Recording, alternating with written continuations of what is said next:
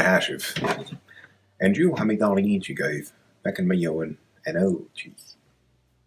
In Gaelic, the month of January is Am Faoilteach. Am Faoilteach. But here in Nova Scotia, we usually drop the M's that occur before our F's. So in speech, it would come out as a Fhuair.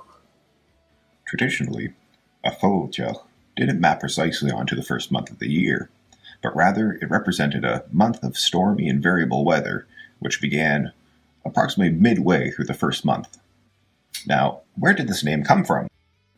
Some believe that the name harkens back to a time when wolves were plentiful in the Highlands. Today, a common name for wolf is matagali, but in the past a word that was used was fhuair.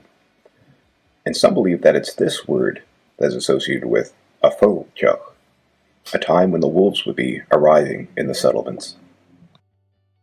So the following bit that I'll read here is just a little piece that appeared in the Gaelic Nova Scotia newspaper, Gàidheal. Ounds na lín na gabhah, van na matagali líonpur ans an town dúi. Agus a mian a yawnri, nuaid nach big mór an achar dheoghainn as a bháinnig.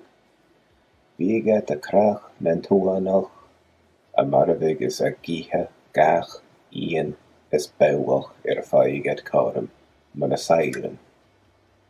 And there's a well-known rhyme in Gaelic that lists the weather that has to be endured before spring will finally arrive. Níos wa Fhaoiltich, nui wa Gàidheal, trí wa scuabach, suas an tearach.